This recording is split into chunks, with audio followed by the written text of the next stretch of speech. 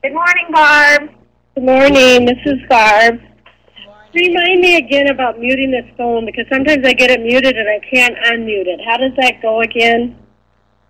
Well, you just mute, if you have it on speakerphone, yeah. If you just mute it, then that way the rest of us won't hear any feedback.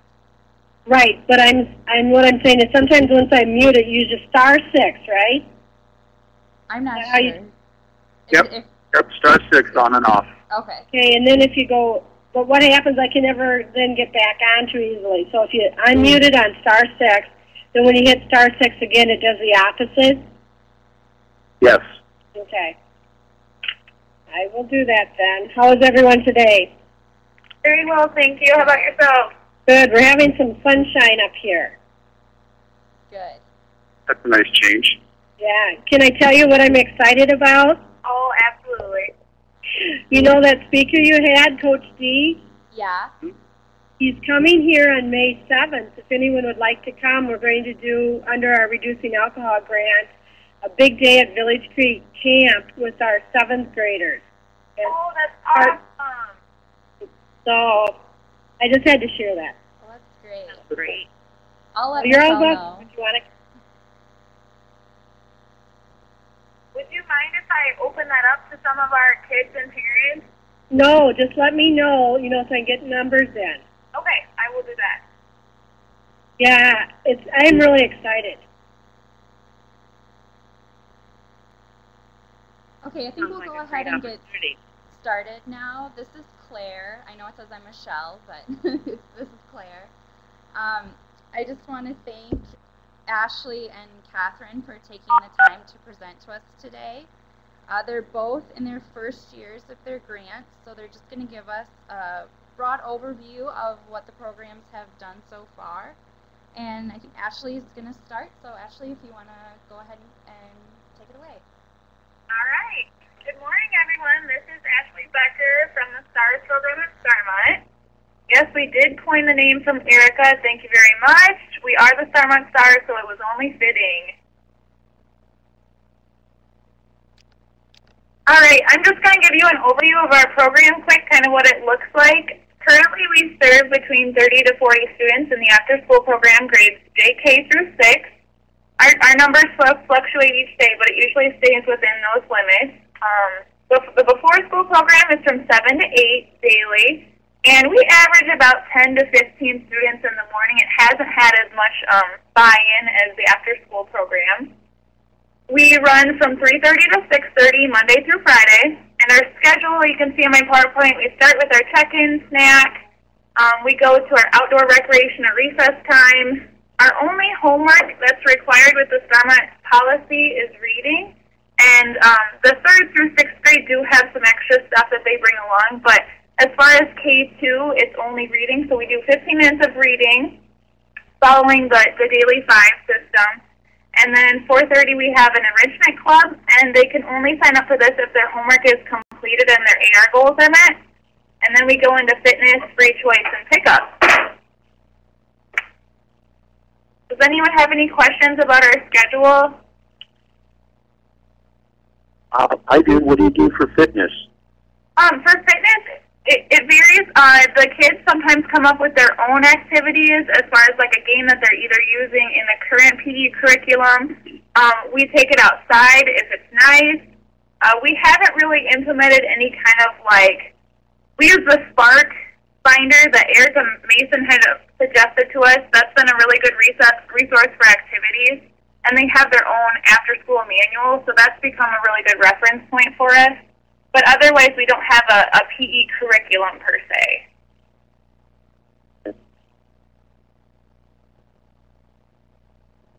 All right, our clubs and activities have all been designed from our student interest surveys. At the end of last year, we sent out initial surveys of what they wanted in the program. And then throughout the year, we've surveyed the students informally about their interests, their hobbies, what things they want to learn about. And we've designed our clubs and matched those to maybe some staff members that have those skills or have those same hobbies. And it's had a really good way of mapping out what our program clubs look like. So and I've had teachers approach me that say, I'm really good at quilting, can I offer some sort of club, or I have a hobby of archery. We've just recently started archery with a teacher, and those have been really fun. We've done Spanish club at the beginning of the year with a Spanish teacher. She came in every Tuesday and taught K-6 various activities related to Spanish.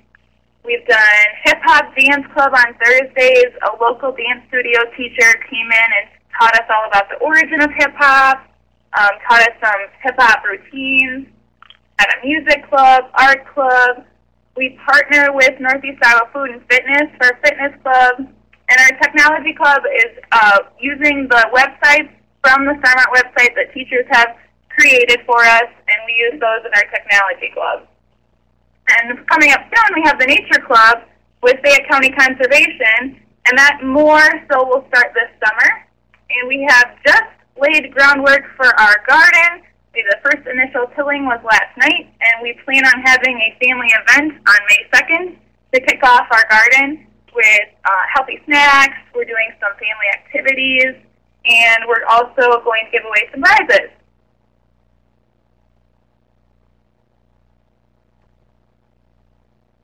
So more about our Hip Hop Dance Club. This has been probably the most fun to do with the kids, and there have been more kids come because of this club. We started with the Fusion Dance Works teachers. They spend about an hour learning a sequence of dance steps to a fun and modern and appropriate song. And then they also get to do some freestyle. And it's also part of fitness, too. I mean, dancing is a huge workout. And the parents get to see the performance as they're picking up, because usually about the time we're finishing up our dance sequence, parents are starting to pick up. So it's like a mini show and tell of what we've been doing. And we've also had guest performers like high school speech competitors and dance competitors that like to come in and practice, and they have an audience, and it's a win-win situation for both of us.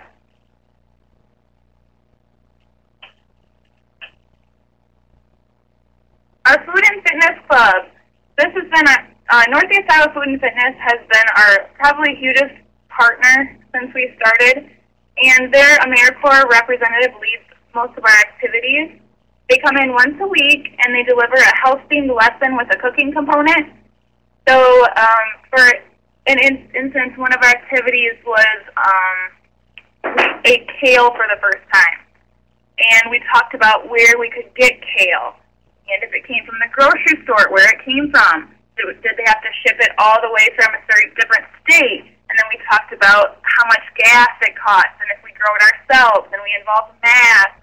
And it was just a huge a theme of our environment and how we impact and how we can buy locally, because they partner with Grow Locally, which is an organization that local farmers produce, and they are able to send that produce from not so far distances.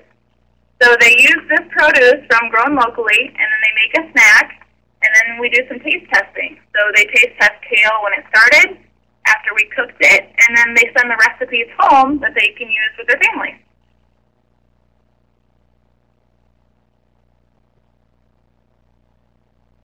Our staff mainly consists of high school students.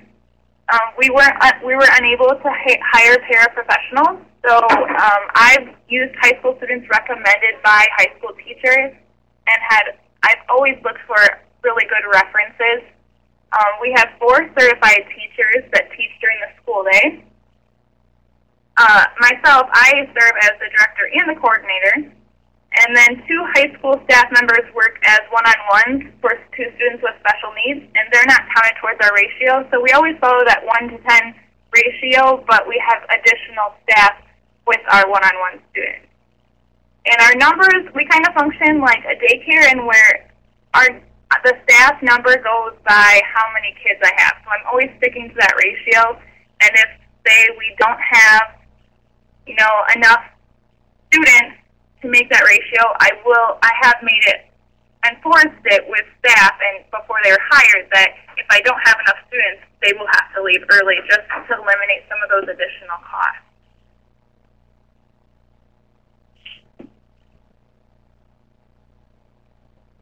professional development. Thanks to Barb Winters and all of the Al McKee people over there, they gave me some great sources at the beginning of the year with the Foundations Inc. and their resources. So we use the after-school style and practice 25 skill-building meetings for staff for our staff meetings because it's all laid out for you, and it gives you a good idea of things to talk about, and it gives you step-by-step what your staff meeting should look like. We meet once a month on early dismissal Wednesdays from 5 o'clock to 6:30 p.m., and then the kids are here from 1:30 to 5. So that's about the only time we can all get together and not have kids. So the staff are responsible for contributing 2 lessons or activities per month at the meeting, and they bring that with them. And then we use these activities in a giant reference binder so that all of the staff can go back and use it as a reference.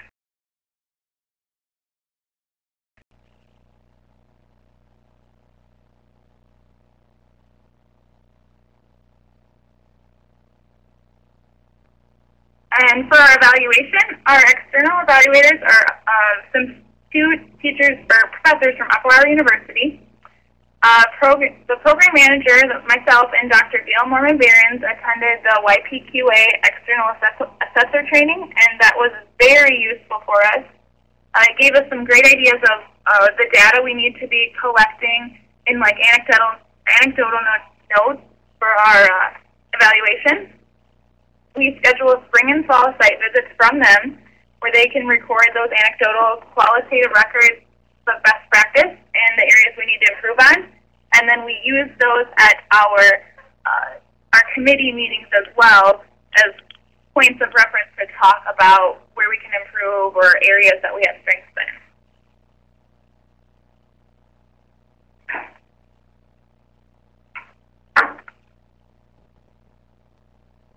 Collaboration. Our advisory committee, we meet bi-monthly, so every 2 months, and we have 2 parents of program students that serve. We have our evaluators, Dr. Gail Mormon-Behrens and Dr. Maureen Busta from Upper Iowa, sit on this committee as well. We have 2 certified teachers. Our elementary principal serves on the committee, and myself, and then we have 4 students that have had superb regular attendance in the program serve on the committee as well. And they actually do a lot of the discussion leading in our committee meetings because when I want to talk about things that are happening, they're completely in charge of that. So they will give a brief report on, or they will give a report on what's been happening, the clubs we've been participating in, what they like, what they don't like, what they want to see more of. And that leads most of our discussion. So they're learning all those leadership skills as well. The committee members discuss the strengths of the program and what we need to improve on. Our school day connection. This is one of our strength areas too because I have been in contact with teachers all the time throughout the day, and it helps that I've subbed in these classrooms as well because I have a good standing relationship with most of the teachers. So the activities planned coincide with the school district's I CAN statements, which would be like our goals and objectives. Each school district is different in what they call them, but we call them I CAN statements. And the program manager myself meets with teachers. I meet with teachers during preps or whenever I see them in passing in the hallway to discuss individual students, things I can be working on with them, maybe something that our certified teachers could be practicing a certain skill that's happening in the classroom. I'm always having those conversations with teachers. And they spend an hour with their corresponding grade level students every day. So the second grade teacher comes in on Wednesdays, and she meets with a group of second graders and maybe students that are in higher performing first grade. And they'll all meet together and either work on a skill or do an activity that's related that's going on in the classroom, and that's kind of like their enrichment or if they need a little extra support. We work on their homework if they have that during that time as well and practice those skills in the school day. The students actually really enjoy working with teachers, not the ones that they see every day. So I had a group of second graders that are like, oh, we want the kindergarten teacher. We haven't been in the kindergarten room forever, and they'll venture into the kindergarten for a while and just have a little fun with a teacher they don't have.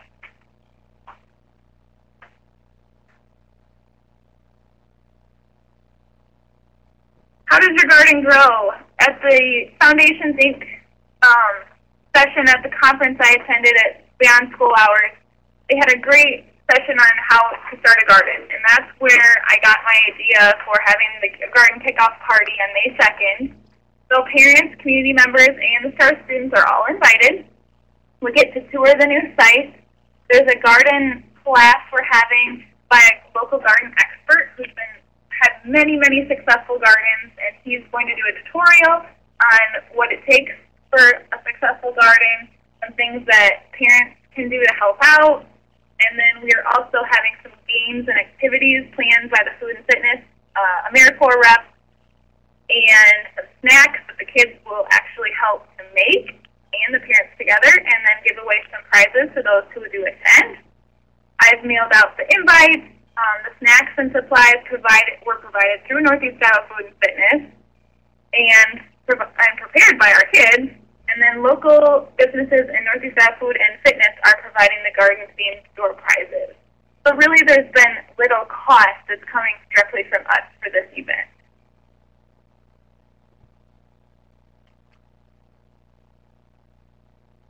I'm very excited about our summer program because we've had so much interest in it. Currently we have almost 80 kids signed up for the summer program. This is going from June 4th to July 13th. We're running from 8 a.m. to noon. We're providing breakfast, lunch, and transportation from each town. So we have 3 towns in our school district, Arlington, Strawberry Point, and Lamont. So we have 3 central locations in each town that we will bus from to the school, and then at the end of the day, back to those locations. We have currently 5 teachers wanting to provide individual tutoring. And then our enrichment trips will be planned for Fridays to boost those kiddos that might be reluctant to come on Fridays. And we're going to the Elkader Trout Hatchery, the Maze, Corn Maze in Elton, the Volga Lake. We're going to have a Brush Creek Family Day with the Fayette County Conservation. It's going to give us some rock hunting, just creature identification, all of those activities we're doing throughout the time will be used at our Family Day. We're going to the Osborne Nature Center and the Gilbertson Nature Center. So we have kind of an emphasis in the summertime of getting those kids outdoors, eliminating, I've heard the term phrase, the nature deficit disorder, that we don't get outside a whole lot, so we're going to try to take as much outside as we can, some geocaching, just navigating our resources and our landforms and getting to know what's around us, tree identification, bird identification, just things that we might miss out on during the school year. I know I've kind of powered through this, but I really could not have done this year and had it been as successful as it has been without the help of Erica Mason and her resources that she gave to us when we made that first visit to her program. I've used a lot of her forms. They've worked so well. And also, Barb and everyone with the Al McKee program have been so supportive and giving me so much guidance. And I really couldn't have made it through this year without you guys, so I wanted to give a big shout out to you guys for helping me out.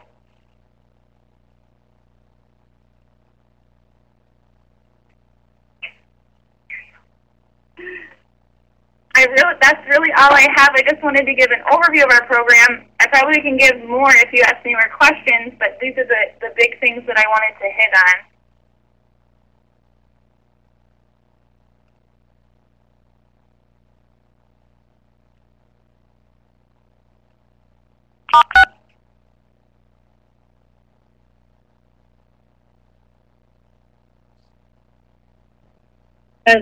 We have been partnering with them a lot during the last year, and we're going to actually have a meeting tomorrow when we're drawing up the plans for next year. So I just found that information really valuable. And we've been working with Elizabeth Makerwitz. I don't know who you've been in contact with, but she is so great with the kids. She's good about she plans all the activities. If she needs any resources, she lets me know. We work together on gathering those or getting a hold of someone who might be able to donate them. But they have been just a really great partner. Do they come into your program like once a month or once a week, or how often? We have been doing once a week. Once a week, okay. Lately, she's been starting a lot of garden projects with school districts, so she's gotten really swamped. And Okay. About once a month. But she's always a phone call away, or if she has ideas for activities, she might just pass them on to me, and then we work them out without her. And how are the kids liking the program? They love it, especially when she brings in all the unique foods that we don't have the opportunity to get a hold of or are too expensive. I mean, we've done testings of all kinds of different fruits and vegetables that many of the kids did not even know existed. Okay, so as we're kind of looking at our plan and our goal in this area for next year, what would be your academic goal that you think you've really maintained well with that partnership and program? I think, well, since we don't really have a homework policy as of so much they have to have completed, but just the idea that we have AR goals and reading goals here that are really enforced. And many of our kids would go home and not read at all or pick up a book at all. And since they've joined the program, I've heard many testimonials from kids who say, I've met my goal, and I've heard them say, you know, I wouldn't have done it without the after-school program because I don't read when I'm at home, or I don't like to read to my parents, or they're not home to read with me. And we provide all of those services. We provide someone to read with them, a place to read. It's like a good peer pressure because everyone's doing it. So anymore, we go in, we sit down, and they know what they need to do. And then I had one more question. Working with the high school students, how did that work when they actually had to leave early some days? Was as long as they knew up front, were they okay with that? They were completely okay with that because I told them that it's not a daycare, but we function about the same way. Where if the numbers aren't there, we really can't have additional staff because of the money, and they completely understood. Okay, because that's what I'm just thinking about some of those things too.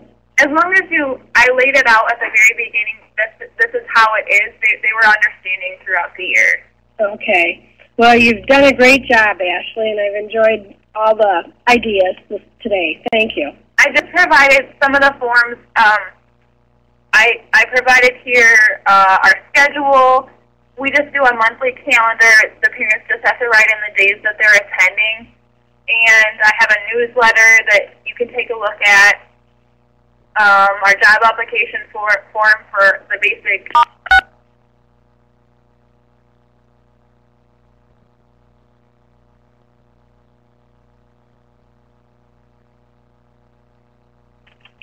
Are there any other questions?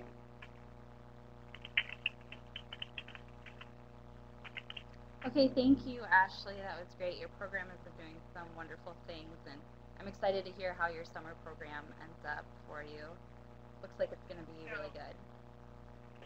Thank you, everyone. Okay, and we'll have Catherine from Dubuque Community Schools go next.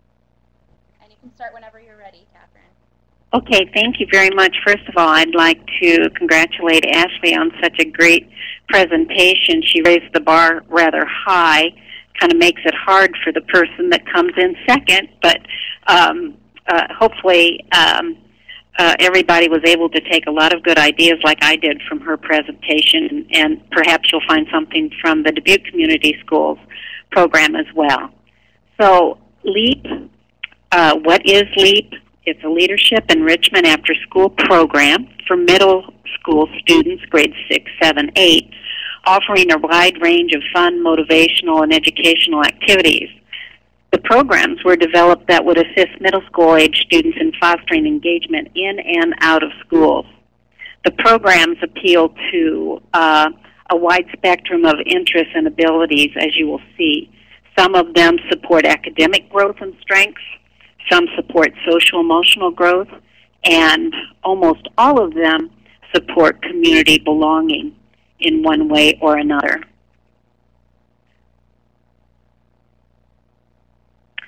Two schools, which are in SINA status, were selected to participate. George Washington Middle School in Dubuque is home to 640 Warhawks, grades 6, 7, and 8. You can see the demographics, some of the demographics there. And as of March 30th, 2012, 41% of those students have participated in a LEAP program of one or another. The other schools, Thomas Jefferson Middle School in Dubuque, Hillhawks, there's 600 students there. The poverty and diversity demographics are slightly more diverse. And as of March 30th, 2012, 40% of the Jefferson students have participated in LEAP. The providers of activities are listed here. You can see that it ranges from, programs through the library. We are covered through the arts. We have the Area Labor Management Council, et cetera, et cetera. I don't need to read those for you, but you can see what a spectrum of providers we have. And then if you would just under each one of those list several different activities, you would begin to see the wider picture, the broader view of possibilities for our students. I mentioned before that the programs appeal to a wide spectrum of interests and abilities. Every student is encouraged to participate. The activities start right after school, beginning with a healthy snack at about 2:30. And then almost everyone is on their way to a provider program by 2:45. An after-school homework room is open every day at both schools until 3:45 p.m. Students are invited to study for tests, get help on homework, or just work in a quiet setting. Of course, there's no cost. All activities are free.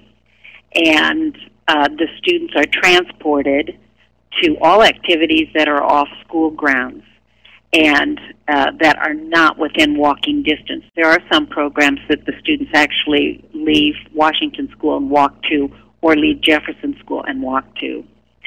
There's programs for families as well. One, Strengthening Families, is offered, and child care for younger siblings is provided. And if necessary, if families cannot get to the location of the family program, transportation will be arranged. However, no one has taken us up on that this year. Family informational meetings are also offered through the school year, discussing homework, reading, and topics about middle school student development, etc.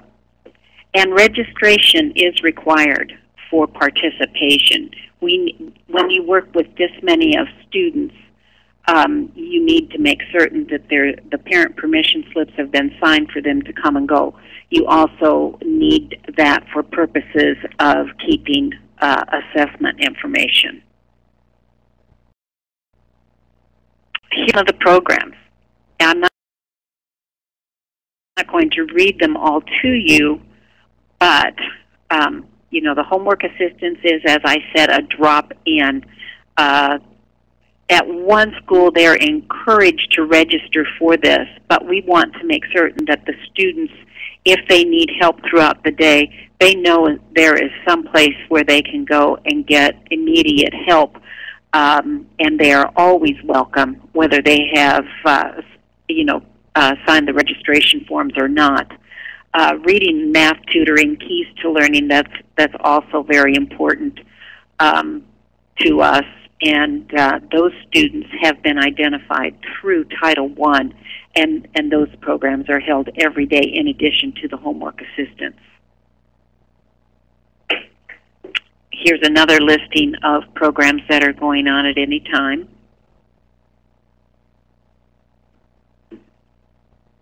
If any of you have any questions about any of these, such as Skin, Scales, and Tails, just what is that, or making manga-style comics, that's another one. They're programs that are tried and true, and that people have stood up and said that they would help deliver it to our students. Catherine, do you want to talk about the Girls on the Run program just really quickly? I remember from our visit that that one was one that I know we had right here. We had a couple of the girls even tell us about how excited they were for that one. Girls on the Run is a program provided through and introduced to us through the Y. Toby Weisskap is the director of the Y. And Girls on the Run is a set curriculum of 10 lessons that is based upon coming of age, so to speak, in the middle school years. There's also an elementary program, and then there's also a program for older teenagers, but this one is specifically for the 6th, 7th, 8th grade girl. The emphasis is on the curriculum, not necessarily on the running. The culminating event is a 5K walk-run. It doesn't matter if the girls actually run the entire thing or walk it or crawl. That's not the emphasis. The emphasis is that all of the curriculum lessons are based around and defined on a certain topic of the day, and they are based around physically active movement, such as running. I observed one group working just on Monday evening at one of the schools, and it almost, do you remember the old game Mother May I, where if you answered something correctly, you'd say Mother May I, and then you could take, then they would assign 15 giant steps or whatever. They were doing something similar to that. And so each week, or twice a week, they meet for 10 weeks, and they always look like they're having a good time. And they meet actually in the hallways of the schools. And on nice days, such as the nice weather that we had in March, they took it outside. They were doing their activities outside. So, but that is that's a national program. The Y, their contribution was to spend thousands of dollars to have certificated and instructors, and they're sharing that with us. Very generous people. Any other questions about any of these programs?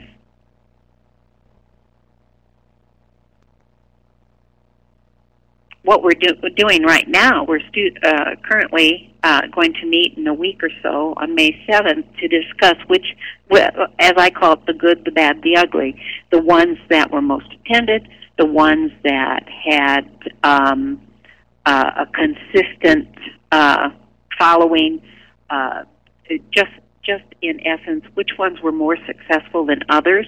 Are there other things that we want to provide? I was interested in seeing how popular the Ashley Becker's program, the hip hop program, is, because that's one thing that we're talking about adding next year. We're hearing that from the students. Personnel in the schools are asking the students about the LEAP program. Dance is one area that we're not covered, and the other thing that's coming up is skateboarding and bowling. So, we do informally assess the students through the year. Our assessment person, Roy Hansen, is also talking to students at this time with the same 5 questions, those students who attended often and those students who attended just once or twice. He has little focus groups that are meeting currently, and he's getting more feedback from them. So any other questions on some of these offerings, student programs?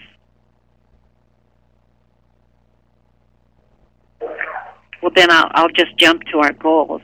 The first goal, of course, was to increase the well-being of middle school students by focusing on academic achievement. I don't know of a school in the state of Iowa or in the nation that does not have to focus on, improved academic achievement. We would like to believe, we don't have the data to indicate this, that students that are engaged in programming after school engaged with their schools, have interests aside from the general academic interests of the day, are more engaged and become better students. We're interested in knowing if this has had an impact on truancy, if this has had an impact on attendance, etc. So those are the things that we are going to be looking at under that goal. Goal 2 is to enhance the health and social well-being of students enrolled in after-school programming. Many of the programs, as you probably notice, such as Girls on the Run, do have a physical component. You know, the students sit all day long. You know, certainly they have fine physical education programs here, but it's just real apparent to me that when the room fills up with kids after school waiting for their leap snack, that some of them have a little extra energy. And so many of these programs that are physical and are geared for releasing some of that energy seem to be quite popular. Goal number 3 is to promote preparation for productive adulthood by providing high-quality and structured activities for after-school programming. And, you know, some of those programs that we had listed there are just that. Certainly Girls on the Run. SOAR is a program that is another curriculum-based program on growth and development for girls. Dare to be King, Dare to be Queen are programs that are designed for assisting our black students to participate in a defined curriculum which assists them in being more comfortable in the Dubuque community, as many of our students have moved here from other larger communities. So that has been a very popular and certainly very successful program that is ongoing throughout the year. The other programs, such as triathlon, almost all of them have a situation where the students are engaged in an ongoing trusting relationship with an adult other than their parent. And, you know, certainly that's one of the goals of the Y, is to provide that for our students. And I have been able to observe some of those programs.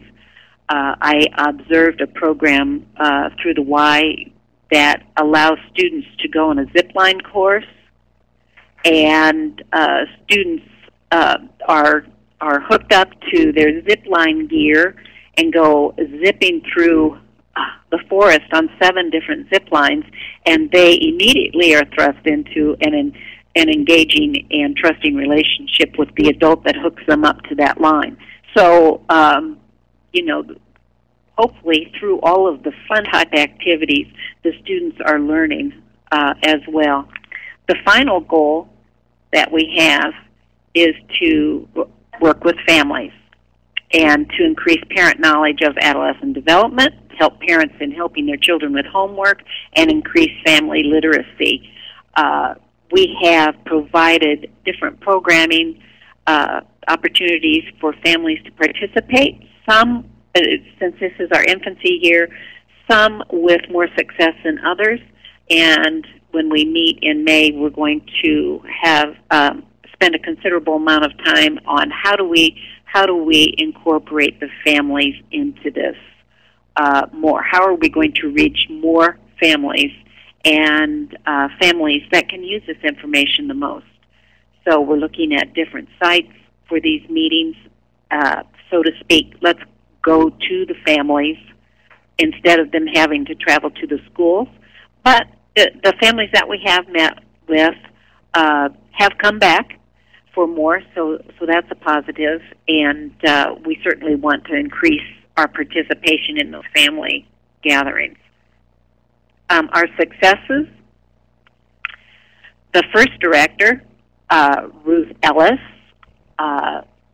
was faced with the task of having a grant handed to her along with Shirley Hortzman, the grant writer, and developing this program with such a huge spectrum of possibilities from April to August. The program was up and running when school started. I cannot imagine how many hours that Ruth put in devising this, contacting providers, hammering out the registration forms, et cetera, but they got the job done. And Ruth stepped away from the program this fall, and I took over. But as far as I'm concerned, all that hard work was done.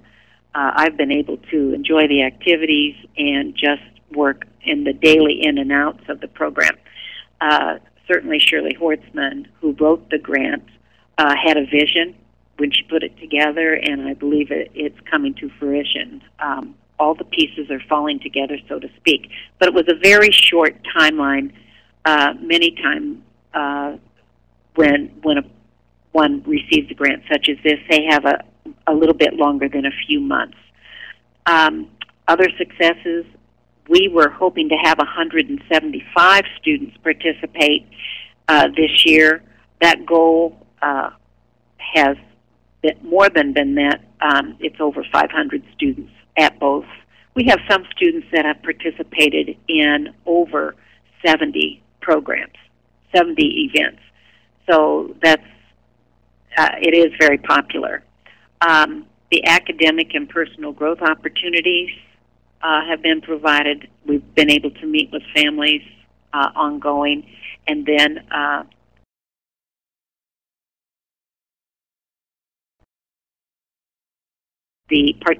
they are interested in this program. They view it as a very successful component of the entire Dubuque community. This is a community. Dubuque is a community where people come to you and offer generous extension of their business or their organization. They are very much interested in the success of the students in this district, and that has been very, very promising. Our challenges are transportation, also consistent attendance. When the students first received the registration forms in the fall, it was like kids in a candy shop.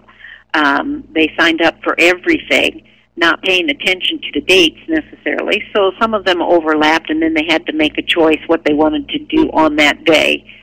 The registration process itself, we send out registration forms to over 1,000 students, and there's a date for them to be in. However, we do not want to disregard any student who wants to participate later in the year, so we add those registrations.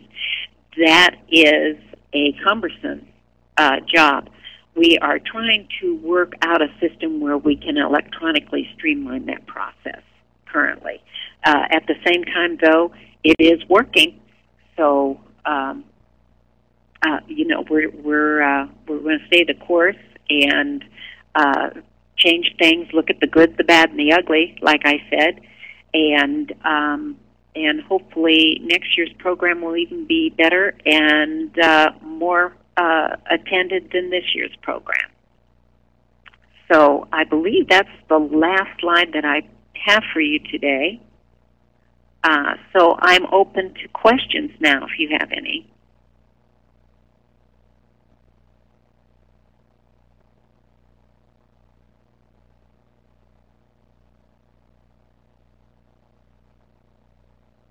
Is anyone there? Yep, I'm still here. Looks like Vic Okay. is typing something. There's just a comment. Okay. Well, I will just take this opportunity to say I think you've also done a great job with the program. Your community partnerships are amazing. I think you're very lucky to be in a community like that offers you the programs and you don't have to go to them. It was really great seeing that on the site visit. There was an example of that was there was a front page article on the Dubuque Telegraph-Herald on Sunday that it was a front page that went to an additional full-page explanation of programs, etc. And, you know, they had student quotes, they had pictures of some students involved in activities, and then the Telegraph-Herald's editorial page had an editorial that completely supported the program, which when we look at year 4 and 5 and sustainability, that will all be positive factors in garnering funding on our own. So yes, I do believe we're very fortunate to have such a huge backing.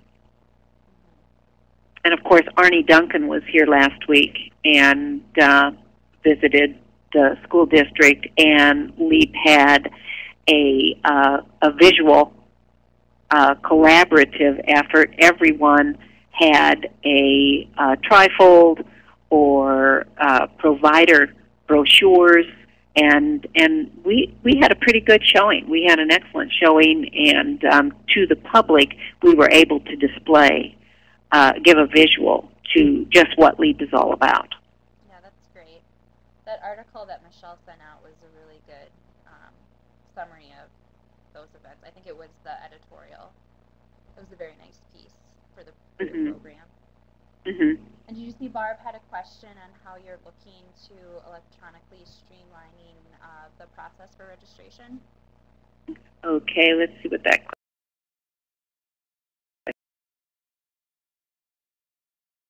is. Having almost like a point of sale site when students come in after school to have a swipe card. And then we counter that with conversation about, but our site facilitators engage with each one of these students as they come in after school. So, you know, we're looking at how much we want to go electronically. Do we just want to talk about registering electronically?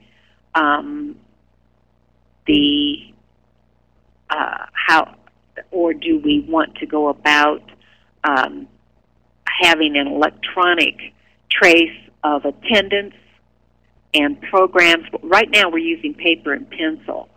So Mr. Hansen is working with the site facilitators with attendance and with program response. So, you know, there are a lot of things to consider here.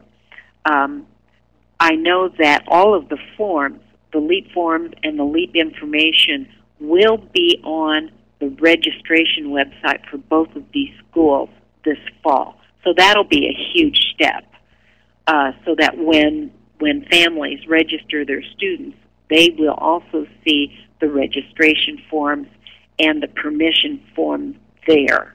So they will be introduced again to that. So that's as far as we've gotten. Right now, it's a juggling act just to be meeting the needs of the daily activities, the calendar assistance, the reminders, et cetera, et cetera. We know there has to be an easier way. And like Erica says, which program will you use? We don't know. So.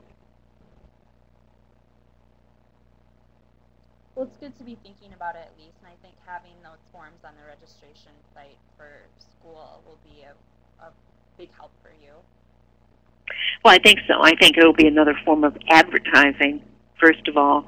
I also think that people who receive the Sunday newspaper, if their student is now a 5th grade student, they are going to look at that and be watching for those such things.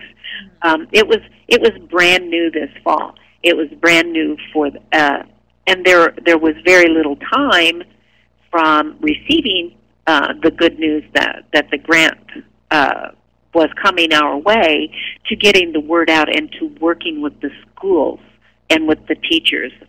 We started this fall.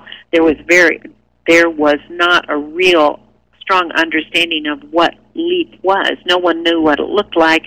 No one knew what the potential was because it was just so new. And it had been devised over the summer when your teachers are gone.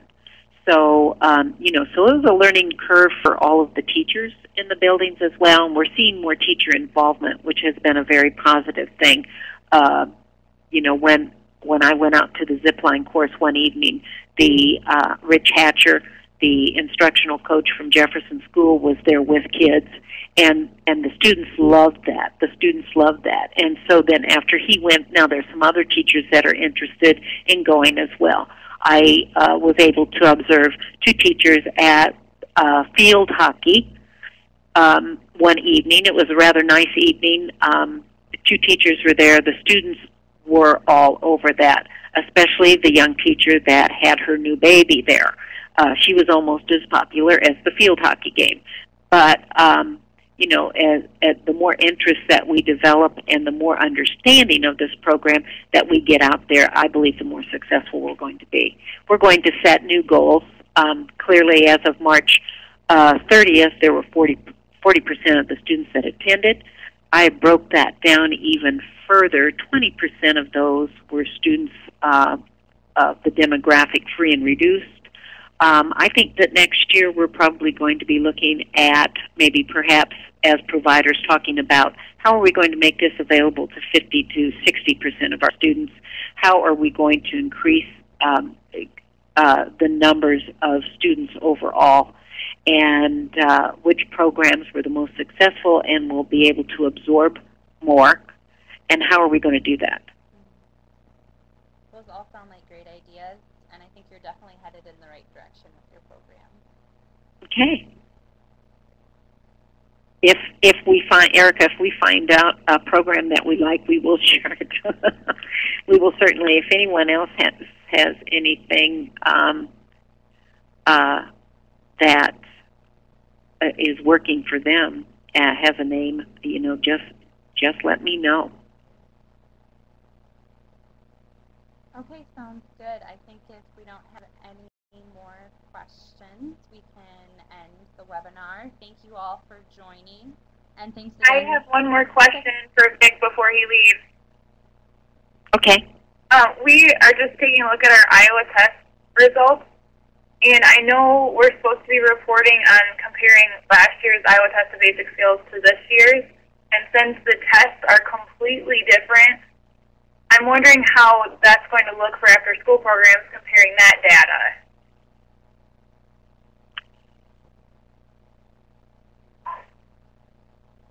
Is anyone else going through the similar results or looking at those right now? That's just always frustrating to compare apples and oranges. Yeah. And I think probably everybody on this webinar right now has been faced with that at one time or another.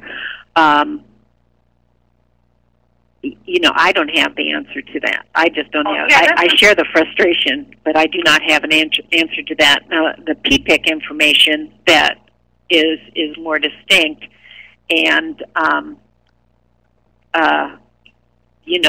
that's a variety of assessment. So perhaps I don't know if the Iowa 21st Century Learning Center is going to be just where the Iowa Test of Basic Skills fits in on that this year. Certainly there's going to have to be some kind of a definer or a descriptor that will indicate that the test itself has changed. Yeah, I was just wondering, being from the first year, I know on the CBEX you're supposed to record that or be looking at that Iowa Test of Basic Skills data and seeing if the students in your program are improving in those areas. And so I was just wondering how you compared last year's to this year's and vice versa. I don't know, Michelle? Michelle actually isn't on the line right now. Oh, she's not. That's more a question for Vic anyway. He would have to answer that. And he's typing some in the chat box. Oh, okay. Yeah, I share the frustration. Claire, could you?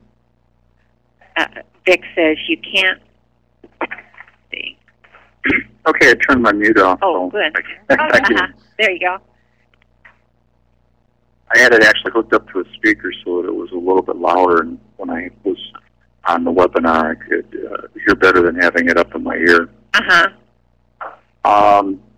You know, this is one of those data curveballs that they throw at us, and I put a comment online that we can't change these Iowa Test basic skills and the course assessments. Those, you know, may from time to time be revised. And, you know, they're not thinking about after school. They're thinking about the during the day types of classes. The best kind of assessment would be your own local one.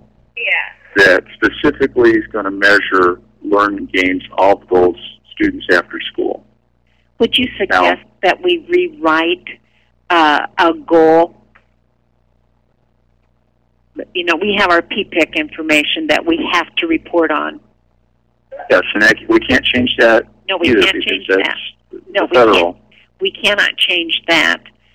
But and actually, those were changed after we wrote the grant. So would you align your goals on the grant to line up with PPIC to make it easier, or to you know, I alluded to soft skills that, you know, that we and that's one of the goals of the 21st Century Program is soft skills. Right.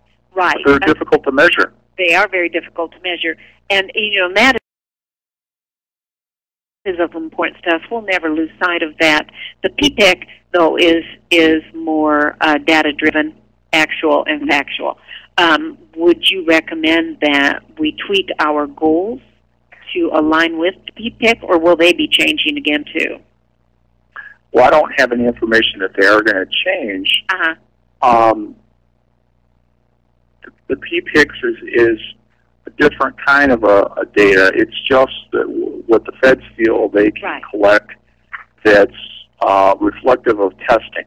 Right. Now, the other information is certainly valid, and you know, if you do a local assessment that measures soft skills, as well as maybe you do your own internal assessment that's more accurate. We could capture that in a state report, and also the vets would get it, but they kind of get that through the back door, not through their own system. If you I guess want to change your alignment, that's fine. You can do that with an amendment. You change your goals to more reflect the changes in PPICS. The Iowa Test of Basic Skills is just one part of the whole assessment. That's why, you know, with